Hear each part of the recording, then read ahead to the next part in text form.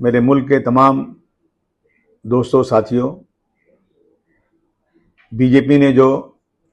एक गैर कानूनी तरीके से अनकॉन्स्टिट्यूशनल जो वक्फ का बिल पास किया है, जो वक्फ का कानून है, उसके खिलाफ हम आपसे गुजारिश करना चाहते हैं कि 30 अप्रैल को रात में 9 बजे से 9:15 बजे तक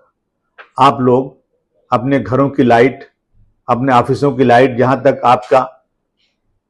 जोर चलता है वहां तक की तमाम लाइटें बिल्कुल बंद कर रखिए और अपने गम और गुस्सा का इजहार इस बीजेपी सरकार को कीजिए। हम एक बहुत ही शालीनता के साथ अपने गम और गुस्से का इजहार करना चाहते हैं और सरकार को बताना चाहते हैं कि ये बिल जो पास हुआ है, हम इसके खिलाफ हैं और हमारा ये एक आंदोलन है। हमारी आवाज, हमारा ये आंदोलन दिल्ली की सरकार तक पहुंचना चाहिए। इसलिए आप सभी लोग से मेरी पुरजोर अपील है कि आप इस पर ध्यान देते हुए 30 अप्रैल को रात में 9 से 9:15 तक सारी लाइटें बंद करके अपने गम और गुस्से का इजहार कीजिए।